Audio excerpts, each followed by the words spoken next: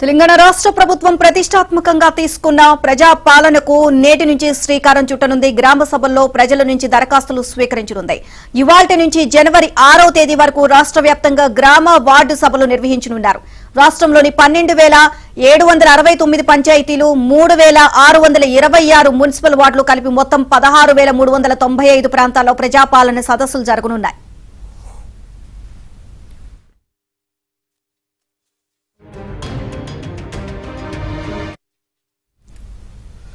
ఈ కార్యక్రమం కోసం 3,714 అధికార బృందాలను రేవంత్ రెడ్డి ప్రభుత్వం రెడీ చేసింది. సుమారు 10 శాఖలకు చెందిన అధికారులతో కూడిన బృందం రోజుకు 2 గ్రామాలు లేదా 2 వార్డుల్లో పర్యటించి ప్రజా సదస్సులు నిర్వహించనుంది.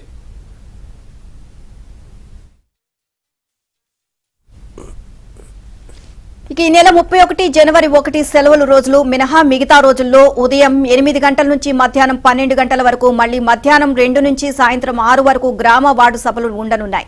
ఈ సభల్లో మహాలక్ష్మి, రైతు భరోసా, గృహజ్యోతి, ఇందిరమ్మ ఇల్లు, చేయూత పథకాల కోసం అందులోని వివరాలు అధికారులకు సమర్పించాలి.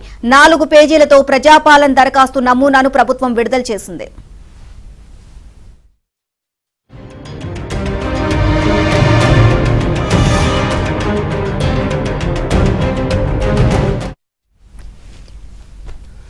ఇక దరఖాస్తుల ద్వారా అందిన సమాచారం ఆధారంగా లబ్ధిదారులను ఎంపిక చేస్తామని సీఎం రేవంత్ రెడ్డి వెల్లడించారు.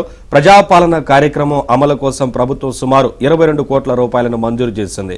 గ్రామ వార్డు సభల్లో మంచినీరు, మహిళలకు ప్రత్యేక కౌంటర్లు తదితర సదుపాయాలు ఏర్పాట్లు చేయాలని సీఎం సూచించారు. 100 కుటుంబాలకు ఒక కౌంటర్ ఏర్పాటు చేశారు.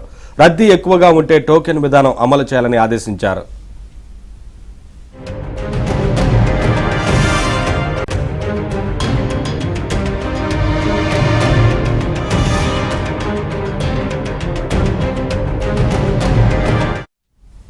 ఇదే అంశానికి సంబంధించి మరిన్ని అప్డేట్స్ మా కరెస్పాండెంట్ రాజేష్ అడిగి తెలుసుకుందాం. రాజేష్,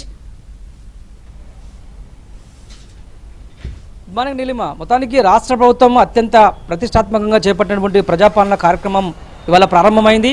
రాష్ట్ర వ్యాప్తంగా ఉమ్మడి 10 జిల్లాలకు ఇప్పటికే నోడల్ ఆఫీసర్లు నియమిస్తూ ముఖ్యమంత్రి రేవంత్ రెడ్డి నిర్ణయం తీసుకున్నారు. ఇందులో కరీంనగర్కు దేవసేన ఐఏఎస్ ఆఫీసర్ నియమించింది రాష్ట్ర ప్రభుత్వము.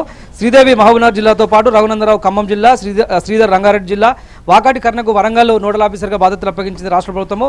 నిర్మలకి హైదరాబాద్ జిల్లా, అదేవిధంగా మెదక్కి సంగీత, ఆదిలాబాద్కు శాంతి, అదేవిధంగా నల్గొండకు కర్ణంతో పాటుగా నిజామాబాద్కు కృష్ణ, మొత్తం ఉమ్మడి 10 జిల్లాలకు 10 మంది ఐఏఎస్ ఆఫీసర్లను నోడల్ అధికారులుగా నియమిస్తూ ఇవాళ నుంచి వచ్చే నెల 6వ తేదీ వరకు ప్రజాపాలనలో భాగంగా కాంగ్రెస్ ప్రభుత్వం అనౌన్స్ చేసినటువంటి 6 గ్యారంటీ స్కీమ్లకు సంబంధించినటువంటి అంశంలో లబ్ధిదారుల నుంచి ఒకే ఫామ్లో 5 గ్యారంటీ స్కీమ్లకు సంబంధించినటువంటి ఫామ్ని కూడా నిన్న సచివాలయం వేదికగా ముఖ్యమంత్రి రేవంత్ రెడ్డి విడుదల చేశారు. గతంలో ఉన్నటువంటి 46 లక్షల గత 10 ఏళ్ల పీరియడ్లో ఆయా ప్రభుత్వ వెల్ఫేర్ స్కీమ్స్ ద్వారా లబ్ధి పొందినటువంటి 46 లక్షల మంది లబ్ధిదారులతో పాటుగా మరికొద్ది మంది లబ్ధిదారులు కాంగ్రెస్ ప్రభుత్వం అనౌన్స్ చేసినటువంటి ఈ కొత్త స్కీమ్స్కు యాడ్ అయ్యేటువంటి అవకాశం కనిపిస్తుంది.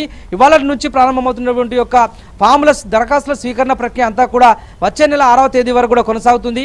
ఆ తదనంతరము ఆయా జిల్లాలకు అనౌన్స్ చేసినటువంటి నోడల్ ఆఫీసుల ద్వారా వివరాలను తీసుకోబోతున్నటువంటి రాష్ట్ర ప్రభుత్వము లబ్ధిదారుల ఎంపిక ప్రక్రియకు సంబంధించినటువంటి విషయంలో కూడా ఒక స్కూటినీ పద్ధతిని కూడా అవలంబించాలని చెప్పేసి కూడా భావిస్తుంది.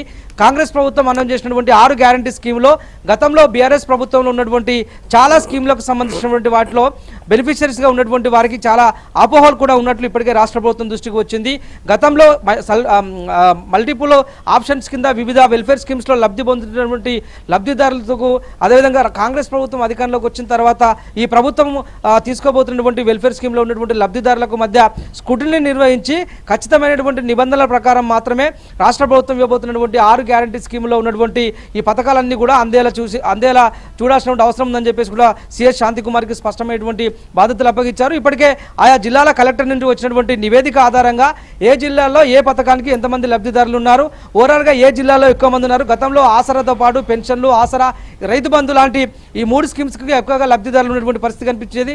పర్టికులర్గా రైతు బంధు లాంటి రైతులకు పెట్టుబడి సాయాన్ని గతంలో బీఆర్ఎస్ ప్రభుత్వం అందించినటువంటి పథకానికి బదులుగా రైతు భరోసా పేరిట కాంగ్రెస్ ప్రభుత్వం కొత్త స్కీమ్ తీసుకొచ్చింది. కాబట్టి కాబట్టి దాంతోపాటుగా వ్యవసాయ కూలీలకు 12,000 ఆర్థిక సాయాన్ని ఇస్తామని చెప్పేసి కాంగ్రెస్ ప్రభుత్వం అనౌన్స్ చేసింది. గ్రామీణ ఉపాధి హామీ పనులు చేస్తున్నటువంటి వారందరినీ కూడా వ్యవసాయ కూలీలుగానే పరిగణిస్తామని చెప్పేసి కాంగ్రెస్ ప్రభుత్వం అనౌన్స్ చేసింది. ఆ అంశంలో కూడా లబ్ధిదారులకు కొన్ని డౌట్స్ ఉన్నాయి. ఎందుకంటే గతంలో ఉన్నటువంటి ఇప్పుడు పెన్షన్దారులు 46 లక్షలకు పైగా ఉన్నటువంటి పెన్షన్దారులు అందరూ కూడా యథావిధిగా ఉండేలా చూసుకోవడంతో పాటుగా కొత్తగా పెన్షన్దారులకు అప్లై చేసుకున్న వారికి సంబంధించినటువంటి విషయంలో కూడా రాష్ట్ర ప్రభుత్వం స్కూటీని నిర్వహించి లబ్ధిదారులకు ఈ పెన్షన్ల ప్రక్రియ అందజేయాలని చెప్పేసి కూడా భావిస్తుంది. ఇటు గ్రేటర్ హైదరాబాద్తో పాటుగా రాష్ట్ర వ్యాప్తంగా ఇవాళ నుంచే దరఖాస్తుల స్వీకరణ ప్రక్రియ అంతా కూడా ప్రారంభమైంది. నేరుగా అంటే గతంలో ఏదైనా వెల్ఫేర్ స్కీమ్ రావాలంటే సంబంధిత ఎంఆర్ఓ ఆఫీస్కి, ఆర్డీఓ ఆఫీస్కి లేదంటే జిల్లా కలెక్టరేట్కి వెళ్ళి సబ్మిట్ చేసుకోవాల్సినటువంటి పరిస్థితి ఉండేది. కానీ కాంగ్రెస్ ప్రభుత్వం అధికారంలోకి వచ్చిన తర్వాత నేరుగా అధికారులే గ్రామాలకు వెళ్తున్నారు, వార్డులకు వెళ్తున్నారు, గ్రామ సచివాలయాలకు వెళ్తున్నారు. మండల స్థాయి, జిల్లా స్థాయి అధికారులు నేరుగా ప్రజల దగ్గరికి వెళ్ళి ప్రజల నుండి దరఖాస్తులు తీసుకొని 10 నుంచి 15 రోజుల స్క్రూటినీ పీరియడ్లో లబ్ధిదారులను ఎంపిక చేసి కాంగ్రెస్ గవర్నమెంట్ అనౌన్స్ చేసినటువంటి 6 గ్యారంటీ స్కీముల అమలుకు సంబంధించిన విషయంలో తొలి ముందడుగు వేయబోతున్నటువంటి పరిస్థితి కనిపిస్తుంది. ఓవరాల్గా రాష్ట్ర వ్యాప్తంగా ఉమ్మడి 10 జిల్లాలకు నియమించినటువంటి నోడల్ అధికారుల పర్యవేక్షణలో దరఖాస్తుల స్వీకరణ ప్రక్రియ అంతా కూడా సజావుగా సాగుతుంది. ఇవాళ నుంచి ప్రారంభమవుతున్నటువంటి యొక్క దరఖాస్తుల స్వీకరణ ప్రక్రియ అంతా కూడా జనవరి 6వ తేదీ సాయంత్రం 6 గంటల వరకు కూడా కొనసాగుతుంది. నీలిమ.